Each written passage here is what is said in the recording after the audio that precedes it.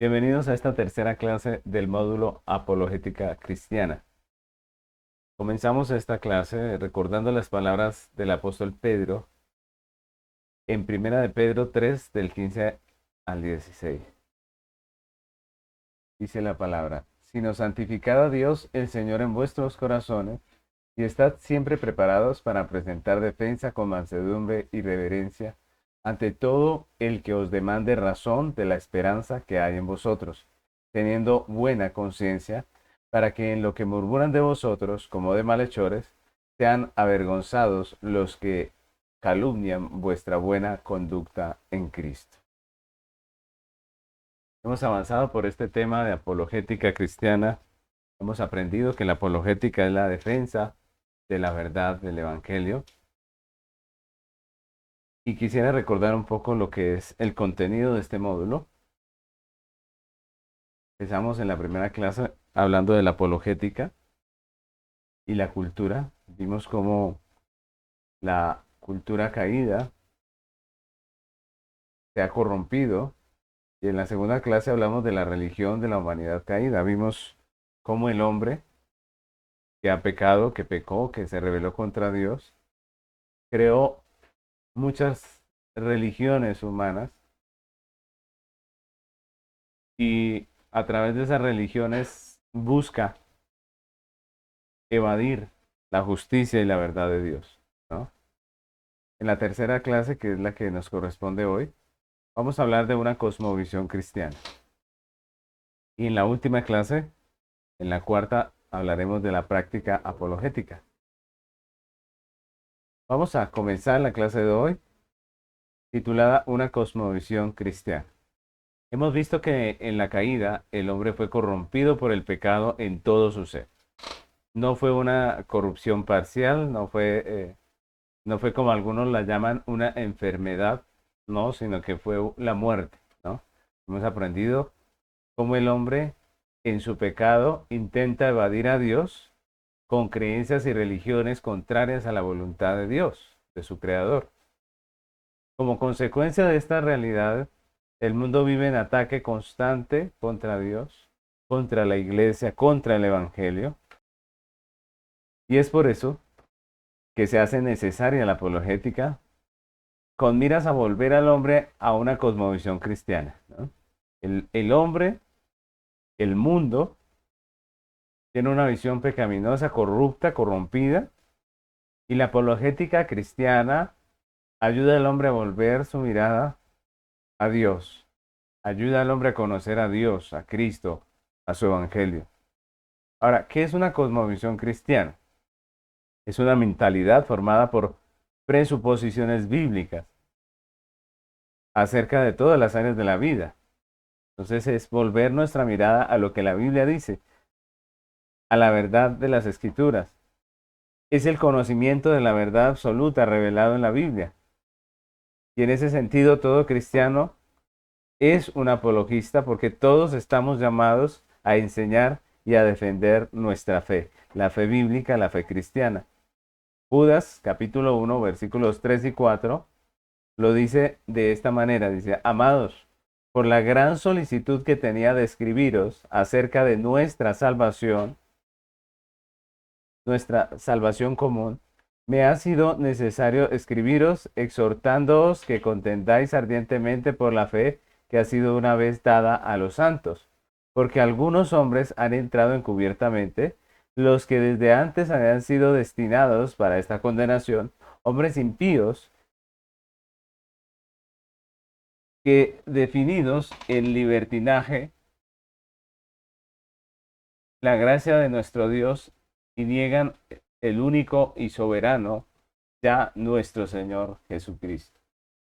Es un texto que habla claramente de la necesidad de la iglesia de presentar defensa de nuestra fe ante aquellos que se levantan precisamente a apartarnos de la fe, de la verdad.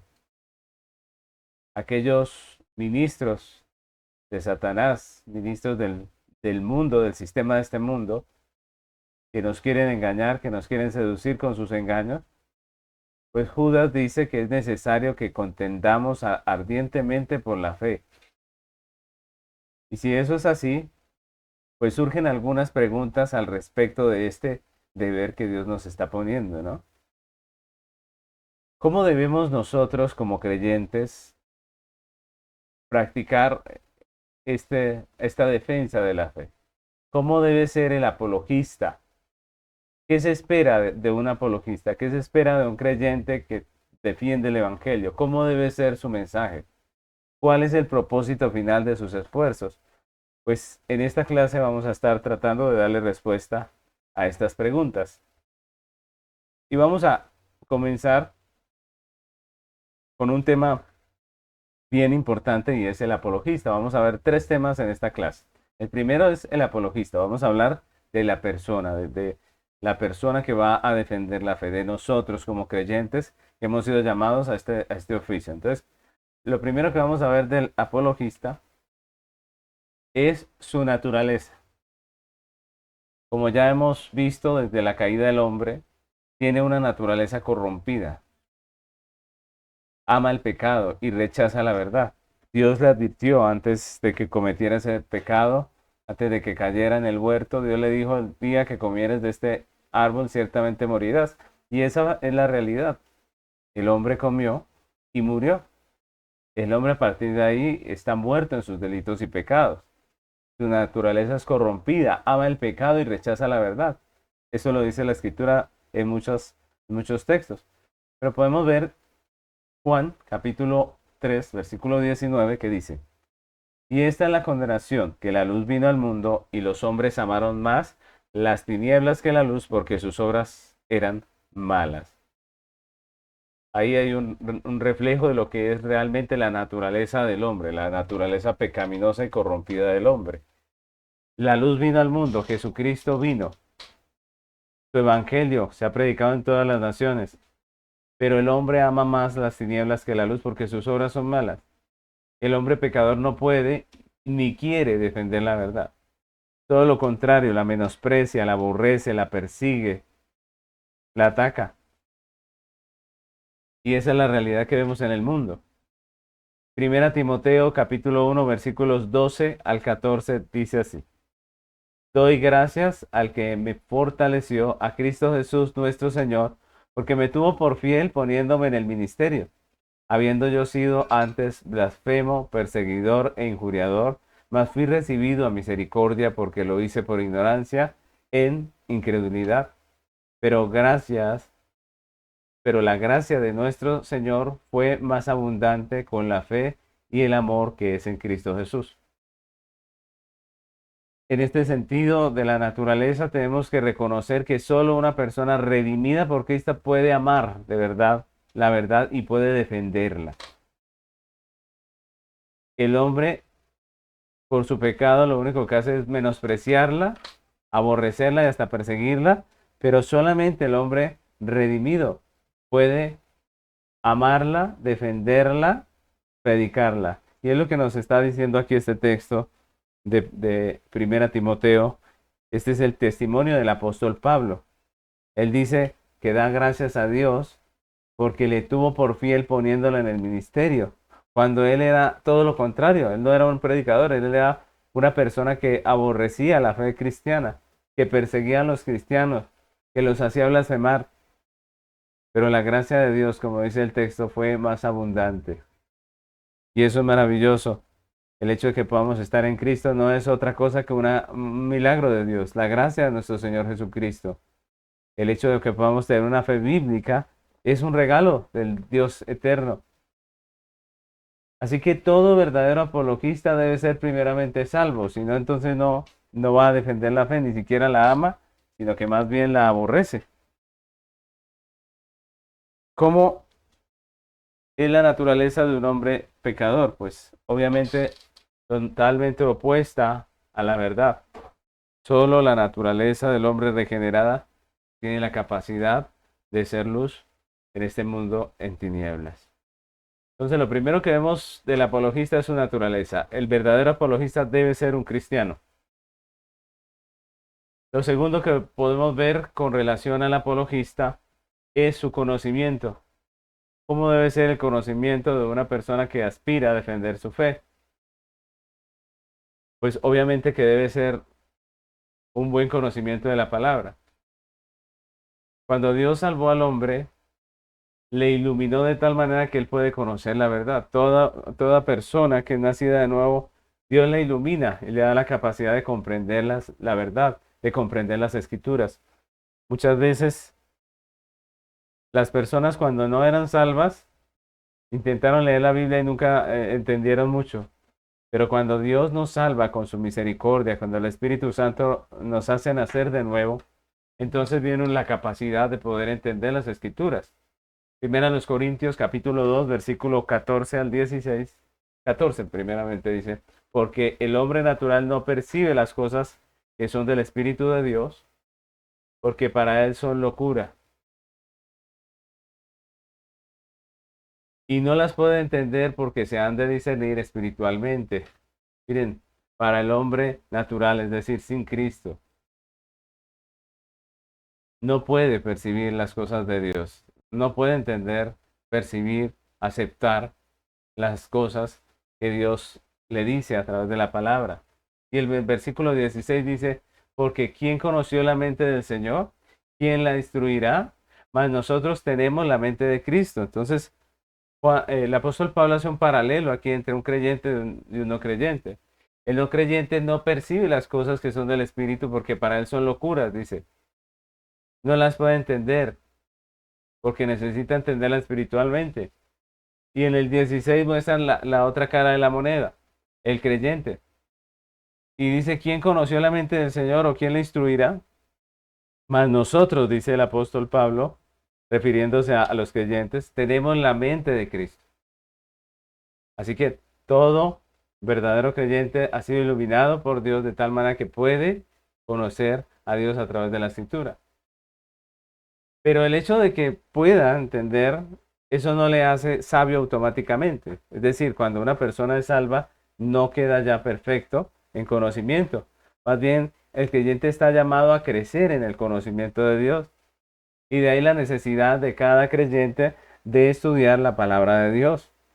Si tenemos la capacidad de entenderla, es necesario leerla y estudiarla. Sin un conocimiento verdadero de la palabra de Dios, pues no podemos vivir el Evangelio. Y si no podemos vivir el Evangelio, mucho menos podemos enseñarlo. Y mucho menos podemos defender la verdad de Dios revelada en el Evangelio, porque no lo entendemos, no lo conocemos. Segunda de Pedro, capítulo 3, versículo 17 al 18 dice, así que vosotros, oh amados, sabiéndolo de antemano, guardaos, no sea que arrastrado por el error de los inicuos, caigáis de vuestra firmeza. Antes bien, creced en la gracia y el conocimiento de nuestro Señor y Salvador Jesucristo. A Él sea la gloria, honra y a Él sea la gloria ahora y hasta el día de la eternidad. Amén. Muy claramente el apóstol Pedro nos recuerda que nosotros debemos cada día aprender a estudiar la palabra para no caer en el error de los inicuos. Debemos crecer en la gracia y el conocimiento de Dios si queremos defender la fe de los instrumentos del engaño. Recordemos que hemos visto cómo el mundo está lleno de engaño.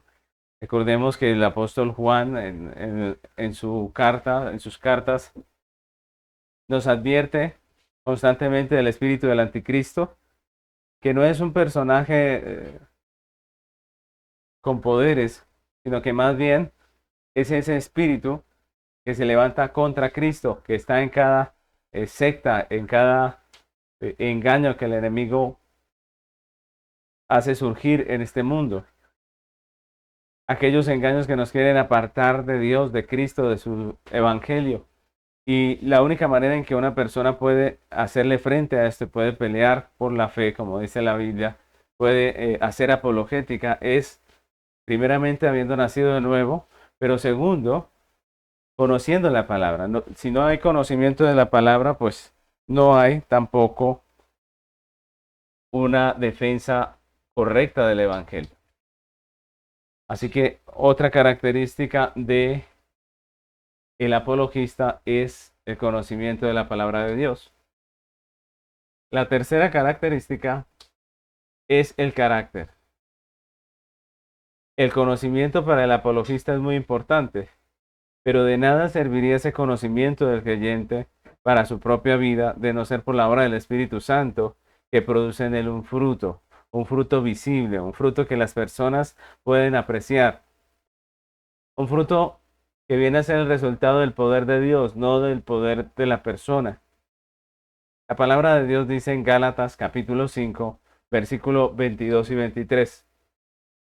Mas el fruto del Espíritu es amor, gozo, paz, paciencia, benignidad, bondad, fe, mansedumbre, templanza.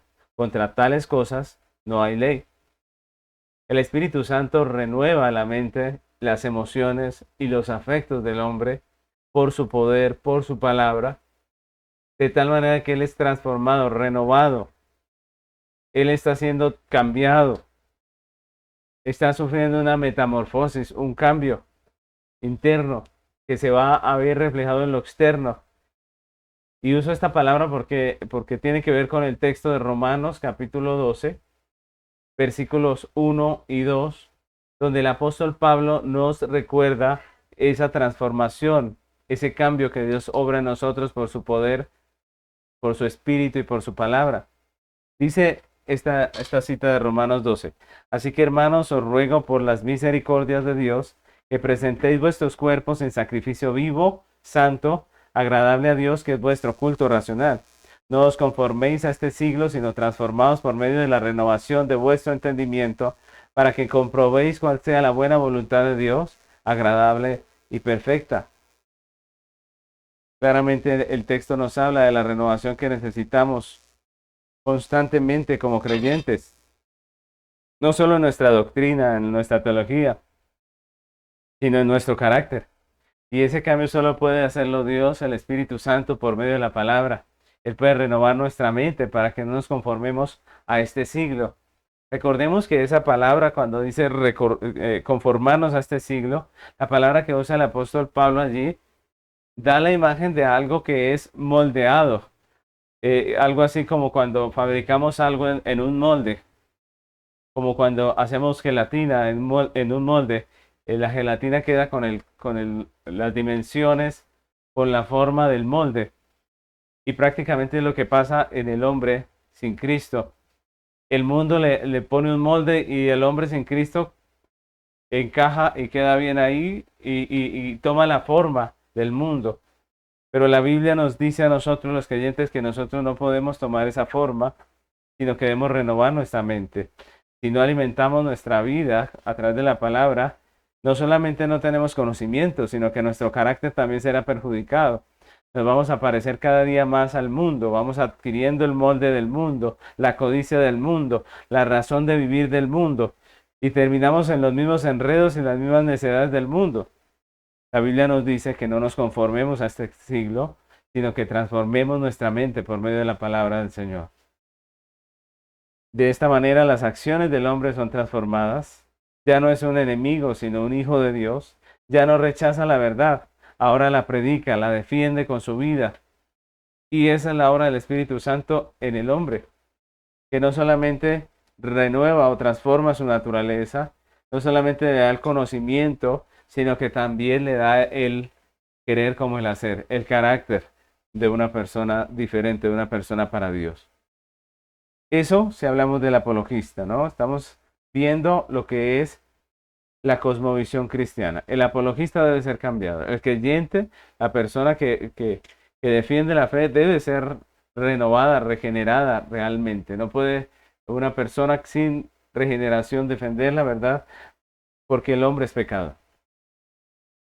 Pero ahora vamos a hablar del mensaje. ¿Cómo debe ser el mensaje del apologista? ¿Cómo es el mensaje nuestro como creyentes que hemos sido llamados a defender la fe? Pues el mensaje del apologista debe ser primeramente bíblico.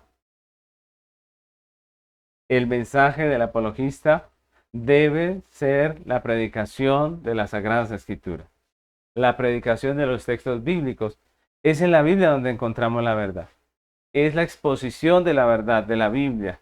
Cada vez que nos preguntan en el trabajo, los compañeros, cada vez que nos hacen una pregunta con respecto a la vida, con respecto a cualquier área de la vida, nosotros podemos responder con la palabra. Ese es nuestro llamado como cristianos. Nosotros tenemos la verdad y debemos hacerla pública, debemos darla a conocer.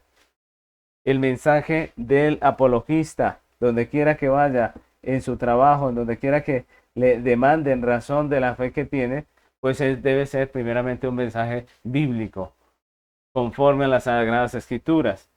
Y allí recordamos esa cita del profeta Isaías, en Isaías 8, 29, 20, que dice así: a la ley y al testimonio. Si no dijeren conforme a esto, es porque no les ha amanecido. Y aquí hay una premisa que defiende el profeta Isaías, y es que la persona que va a hablar de Dios, la persona que va a predicar, que va a enseñar, que va a hacer apologética, debe ceñirse a la ley y al testimonio, es decir, a las Sagradas Escrituras. Y él hace un énfasis, dice, si no dijere conforme a esto, es porque no le ha amanecido. La predicación, la enseñanza bíblica, no es dar un mensaje utilizando la Biblia. Miren que hay muchas personas dando mensajes utilizando la Biblia, usan muchas citas, generalmente salidas de contexto, pero la predicación de la palabra de Dios, la verdadera enseñanza bíblica, es la exposición de lo que Dios dice en la Biblia. Esa es la predicación, la exposición de lo que Dios dice en la Biblia. No es lo que cree una persona, no son los últimos,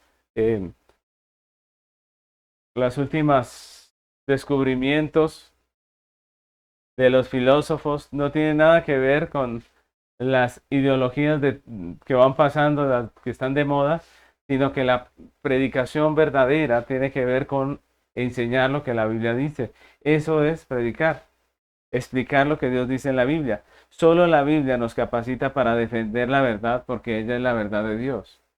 No podemos defenderla con otra cosa. No podemos defender la verdad con otra cosa, sino con la palabra de Dios. Segunda Timoteo capítulo 3 versículos 16 al 17 dice la palabra: toda la escritura es inspirada por Dios y útil para enseñar, para redarguir, para corregir, para instruir en justicia, a fin de que el hombre de Dios sea perfecto, enteramente preparado para toda buena obra. La palabra de Dios es la que nos prepara para la apologética. No vale la ciencia, no vale ninguna de esas cosas si no está la palabra, porque es la palabra la que renueva, la que transforma, la que cambia. Solo a través de la palabra podemos hacer una verdadera defensa de la verdad. Así que el mensaje del apologista debe ser primeramente bíblico. Lo segundo es que el mensaje del apologista debe ser también dogmático.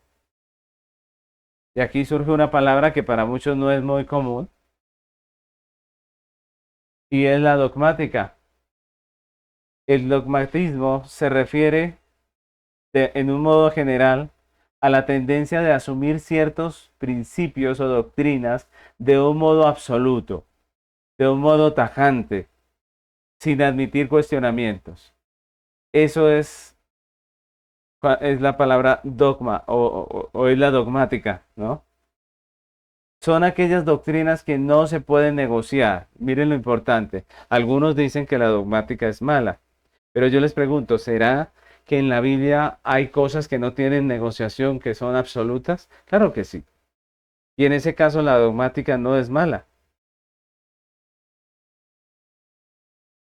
Son aquellas doctrinas que no se pueden negociar, que son absolutas, que son fijas, que no pueden cambiar. El dogma es malo cuando es falso o cuando se apoya en el error. Pero cuando está basado en la palabra de Dios, en la verdad absoluta, pues es de mucho valor. Los dogmas cristianos fundados en la palabra de Dios son muy apreciados, muy apreciables. Primera de Juan capítulo 4, versículos del 1 al 3. Yo quisiera que leyéramos este texto por si tenemos dudas de si la dogmática es buena o es mala. ¿Será que en la Biblia hay algunas doctrinas que Dios sencillamente dejó allí de tal manera que no podemos ni discutir acerca de estas doctrinas porque son una verdad absoluta? Claro que sí. Por ejemplo, miren este texto, dice primera de Juan 4, 1 al 3. Amados, no creáis a todo espíritu, sino probad los espíritus si son de Dios, porque muchos falsos profetas han salido por el mundo. En esto conoce, en esto conoced el Espíritu de Dios. Todo espíritu que confiesa que Jesucristo ha venido en carne es de Dios. Y todo espíritu que no confiesa que Jesús ha venido en carne no es de Dios. Y este es el espíritu del anticristo, el cual vosotros habéis oído que viene y que ahora ya está en el mundo.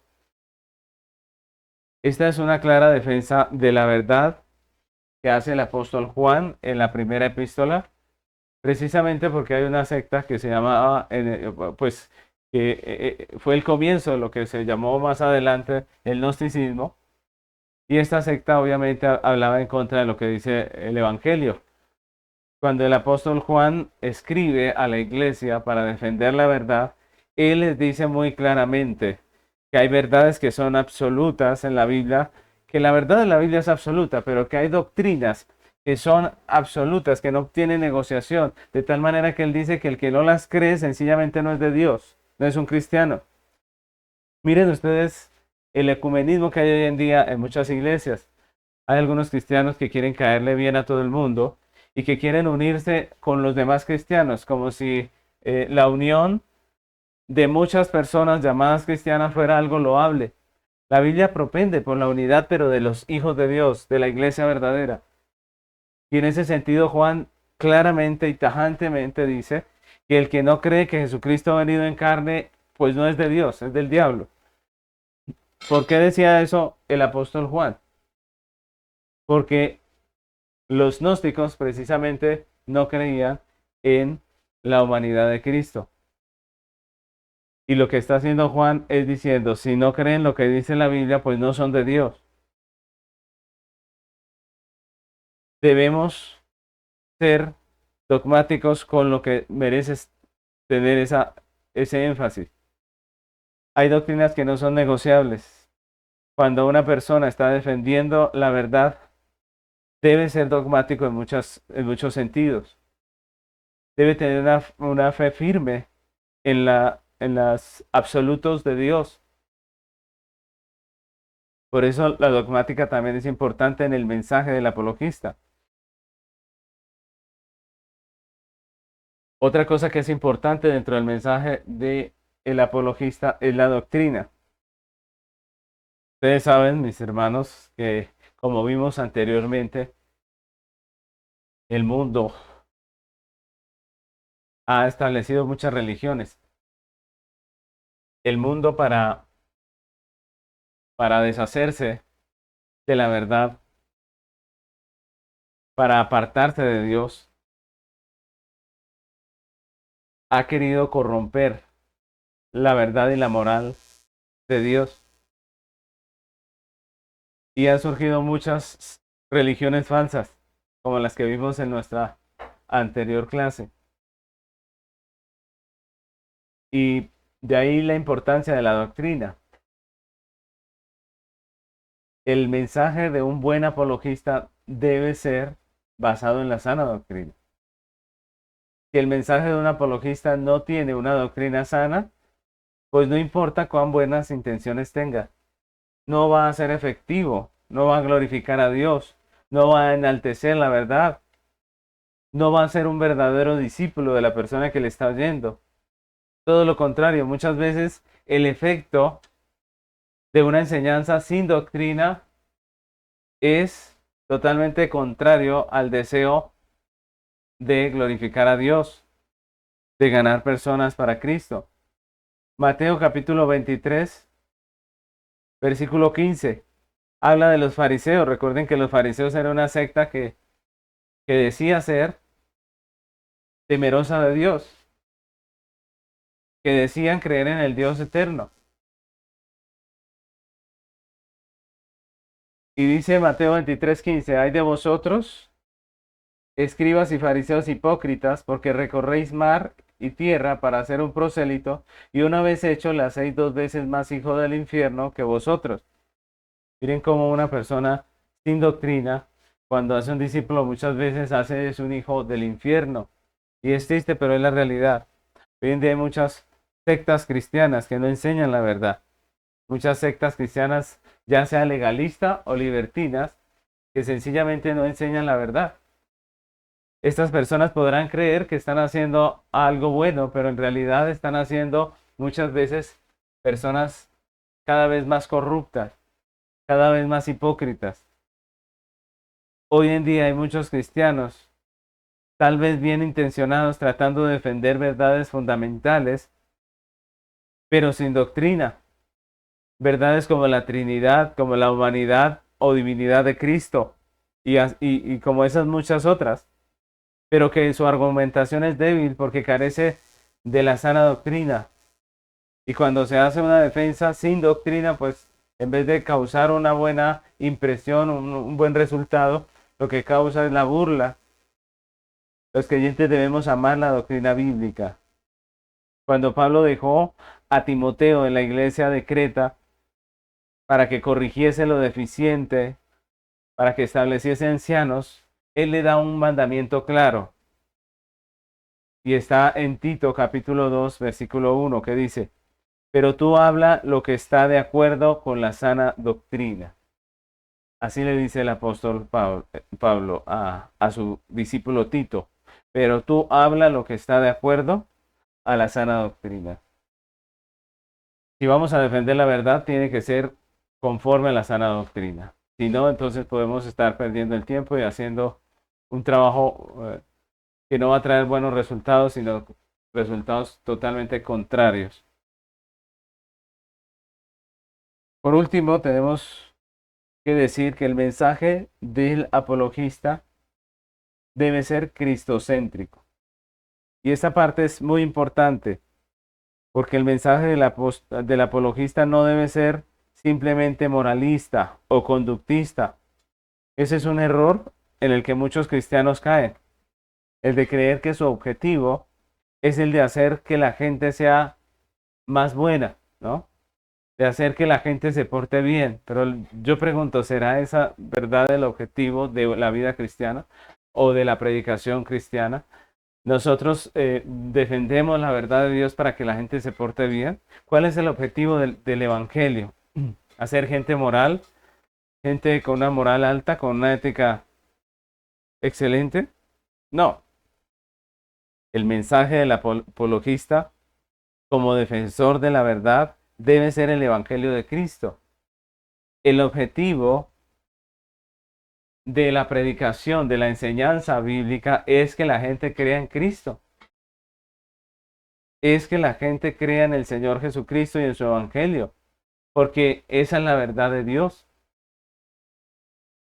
La verdad de Dios es Cristo. La verdad de Dios es el Evangelio de Cristo. Nuestro objetivo no es moralizar el mundo, es presentarles a Cristo,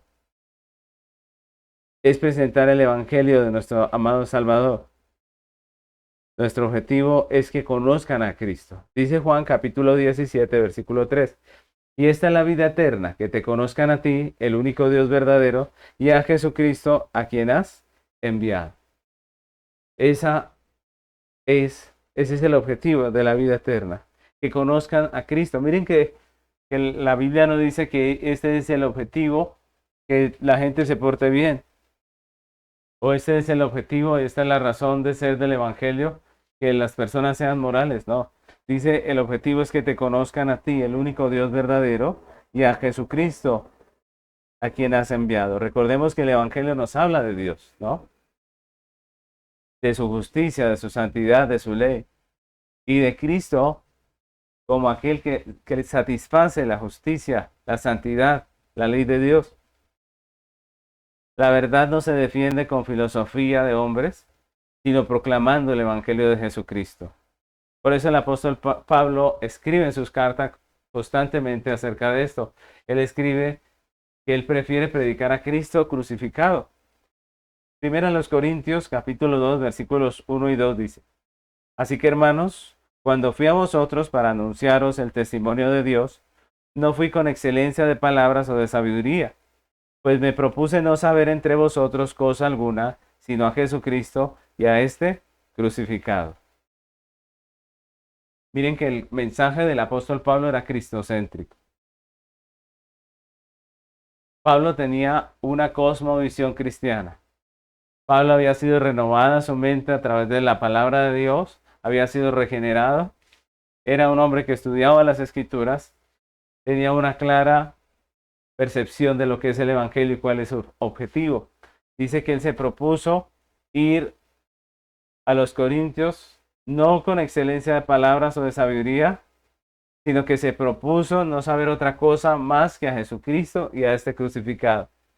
Miren, el mensaje del evangelio es la obra de Cristo en la cruz. Ese es el mensaje. Si nosotros hablamos de la bondad, si hablamos del perdón, de la misericordia, si hablamos de cualquier eh, atributo moral, si hablamos de cualquier valor ético, pero no nombramos a Cristo y no decimos la obra que Cristo hizo en la cruz, pues nuestro mensaje podrá ser muy moralista, pero no es el Evangelio. Si podemos tener un mensaje que llame a la gente a cambiar de actitud, a tener una mejor conducta, pero no nombramos a Cristo y no hablamos del Evangelio, pues no es un mensaje bíblico, es un mensaje tal vez moralista y conductista, pero no es el mensaje del Evangelio.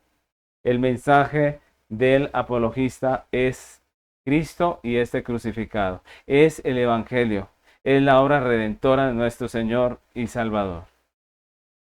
Y aquí tenemos que hablar por último del propósito. ¿Cuál es el propósito? ¿Qué busca? ¿Cuál es el objetivo de el apologista, del trabajo de la apologética? ¿Cuál es ese objetivo?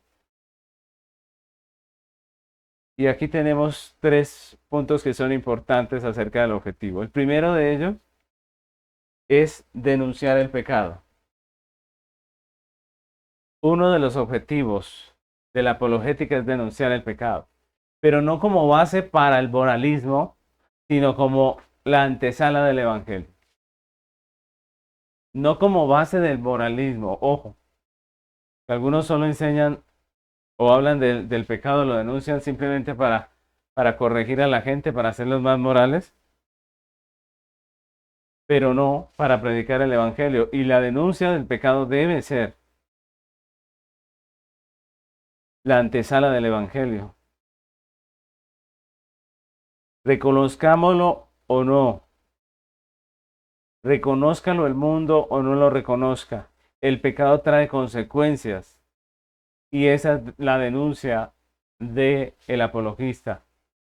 Trae consecuencias terrenales, perjudiciales para el hombre y la iglesia debe advertirlo. Si ustedes miran los profetas, si ustedes miran los apóstoles, ellos hablaban del pecado, lo denunciaban, advertían de sus consecuencias, consecuencias terrenales. Porque no solamente podemos hablar de las eternas, las terrenales también son verdad. ¿Recuerdan, por ejemplo, en Jonás, capítulo 3, versículos 3 al 4, que dice: Y se levantó Jonás y fue a Nínive conforme a la palabra de Jehová, y era Nínive ciudad grande en extremo de 3 días de camino. Y comenzó Jonás a entrar por la ciudad, camino de un día, y predicaba diciendo: de aquí a 40 días Nínive será destruida. Así predicaba Jonás. Él advertía las consecuencias del pecado, las consecuencias terrenales. Y la iglesia constantemente está hablando acerca de esas consecuencias. Desde Génesis, recordemos a Noé, pregonero de justicia. Aquí estamos hablando de Jonás. Y la Biblia siempre nos muestra que esa fue la denuncia de la iglesia, la denuncia del pecado, de las consecuencias que trae para la vida del hombre la inmoralidad, la pecaminosidad. En ese sentido, la iglesia es sal para esta tierra, es la que preserva. Pero el pecado también trae consigo consecuencias eternas. Y eso también hace parte de nuestro mensaje. Hechos capítulo 17, versículos 30 y 31 dice: Pero Dios, habiendo pasado por alto los tiempos de esta ignorancia, ahora manda a todos los hombres en todo lugar que se arrepientan, por cuanto ha establecido un día en el cual juzgará al mundo con justicia por aquel varón a quien designó, dando fe a todos con haberle levantado de los muertos. Ese pasaje dice muy claramente lo que es el mensaje y el propósito del apologista. Dios, habiendo pasado por alto los tiempos de esta ignorancia, manda a todos los hombres en todo lugar que se arrepientan, porque viene un día en el cual Dios juzgará al mundo con justicia. Es parte de nuestra labor como apologistas. En defensa de la verdad tenemos que hablar del juicio, de las consecuencias que el pecado traerá para la eternidad del hombre. Ese es nuestro deber como creyentes, denunciar el pecado. Pero no como aquellos que son moralistas y lo único que buscan es que el hombre se porte bien. Recordemos que el hombre es pecador. El pecado, la exposición del pecado, la denuncia del pecado debe ser principalmente la base o la antesala de lo que es el evangelio. Porque la exposición del pecado nos debe llevar a ver dos cosas. La primera, que hemos ofendido a Dios. La primera es que hemos ofendido al Dios que nos creó, al Señor, al soberano, al juez. Y la segunda es que esa ofensa nos trae consecuencias terrenales y consecuencias eternas.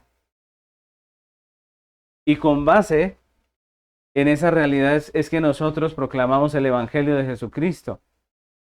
Y ahí viene el segundo punto del propósito. El primero es denunciar el pecado, pero el segundo es la proclamación del Evangelio de Jesucristo. El segundo propósito es proclamar el Evangelio de Jesucristo. La defensa de nuestra fe tiene un propósito claro y es la predicación del Evangelio. El Evangelio es primeramente el mensaje de satisfacción de la justicia de Dios. Y esto es importante porque muchos cristianos solamente piensan en los beneficios que ellos tienen cuando vienen a Cristo. Entonces muchos predican el Evangelio simplemente como el rescate del hombre que estaba mal, que estaba muerto, que había sido condenado.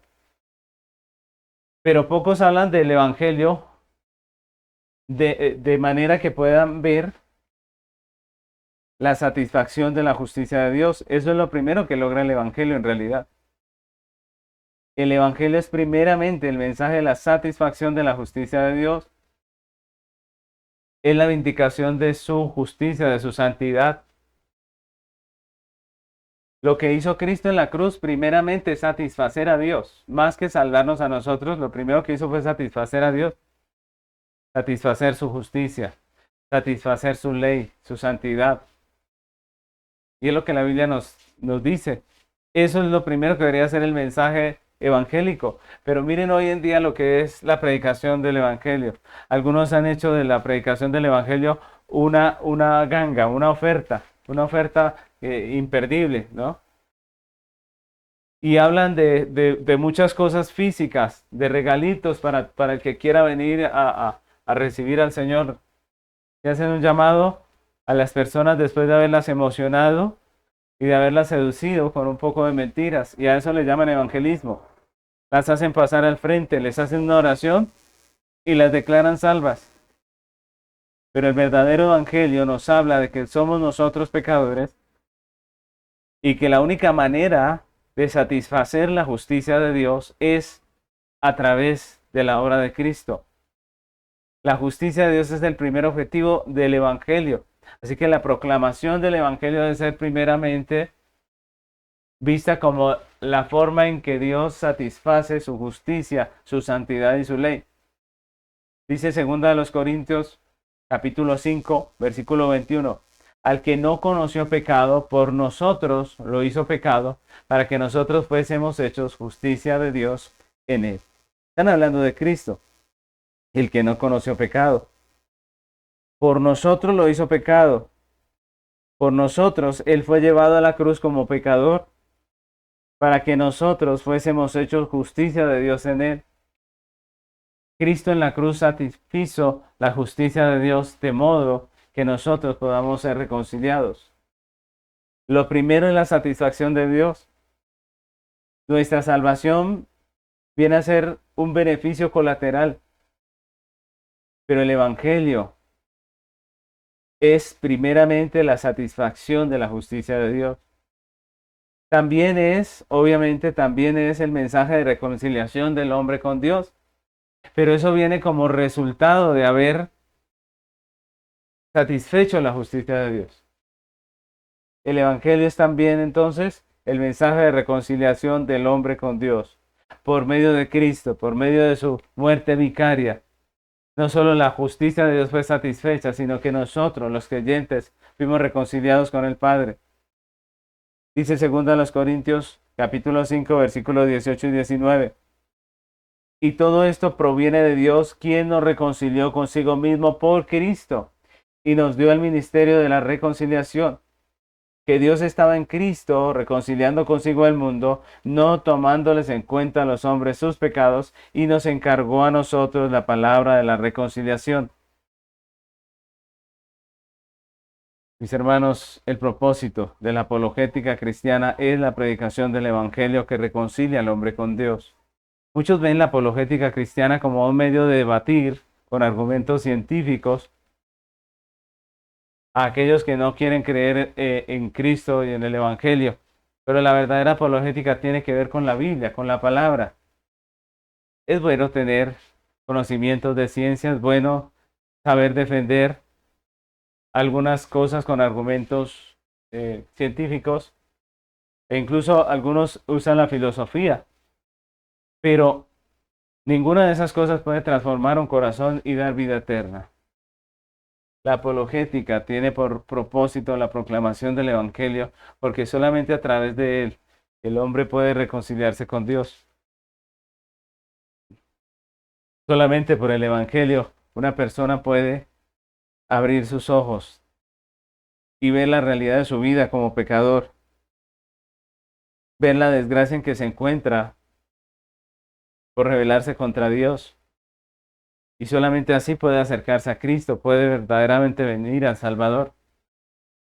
Así que la apologética cristiana tiene como propósito la proclamación del Evangelio, que es primeramente el mensaje de satisfacción de la justicia de Dios, pero segundo, también es el mensaje de reconciliación de el hombre con su Dios. Y por último, el propósito de la apologética es anunciar el reino de Dios. La apologética también es el anuncio del reino de Dios, de ese reino precioso, de la consumación del pacto. El reino de Dios lo podemos definir de dos maneras. El reino de Dios es vida nueva para el hombre regenerado, primeramente. Es vida nueva para el hombre regenerado. Algunos piensan en el reino de Dios como algo simplemente eterno, como algo simplemente que nos espera en el futuro. Pero el reino de Dios empieza aquí en la tierra. Dijo el Señor que el reino de los cielos ya estaba en medio de nosotros. Y esa es la realidad. El reino de Dios está en medio nuestro. El reino de Dios está aquí por el Evangelio de Jesucristo. El Evangelio proporciona al hombre regeneración, vida nueva. Toda persona que es regenerada, que es transformada por Dios, que es salvada, empieza a vivir una vida nueva para con Dios. Dice 2 Corintios 5:17. De modo que si alguno está en Cristo, nueva criatura es. Las cosas viejas pasaron, he aquí todas son hechas nuevas. Claramente el apóstol Pablo nos da esa buena nueva. Que el hombre regenerado, el hombre que ha nacido de Dios, tiene una vida nueva. Y ese es el ofrecimiento, ese es el anuncio que hacemos nosotros como apologistas, el anuncio del reino de Dios. Ahora, aquí, en esta tierra, vida nueva en Cristo, paz, paz verdadera, amor, el amor de Dios, el amor de Jesucristo, el amor que encontramos en la iglesia local, el anuncio del reino de Dios. Pero también el anuncio del reino de Dios tiene que ver con la vida eterna para el hombre justificado. Con la vida eterna para el hombre justificado. Apocalipsis, capítulo 21, versículos 1 al 3. Dice la palabra: Vi un cielo nuevo y una tierra nueva, porque el primer cielo y la primera tierra pasaron, y el mar ya no existía más. Y yo, Juan, vi la santa ciudad, la nueva Jerusalén, descender del cielo de Dios, dispuesta como una esposa ataviada para su marido. Y oí una gran voz del cielo que decía: He aquí el tabernáculo de Dios con los hombres, y él morará con ellos, y ellos serán su pueblo, y Dios mismo estará con ellos como su Dios. Ese texto es precioso y nos habla de las glorias eternas que tendremos en el nuevo cielo y en la nueva tierra, en la eternidad. Nos habla del tabernáculo con Dios, en el cual el hombre vivirá. Nos habla de la eternidad con Cristo. Este es un texto que nos habla de la nueva tierra, del nuevo cielo. Y Dios va a hacer algo maravilloso con nosotros en la eternidad. Ese también es el mensaje del apologista. El apologista, con su mensaje, logra que la persona que le escucha vea más allá del mundo terrenal. Todo el mundo sabe que la vida en la tierra es pasajera, que no dura para siempre. Pero después de esta vida terrenal hay una vida eterna.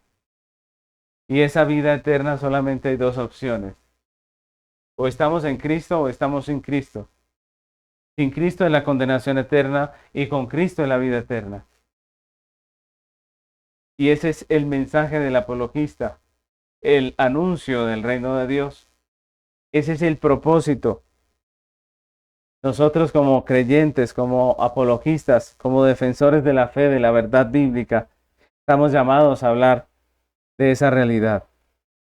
Estamos llamados a anunciar, ese es nuestro propósito. El propósito de la apologética cristiana es el anuncio del reino de Dios, de ese reino de justicia, de paz verdadera.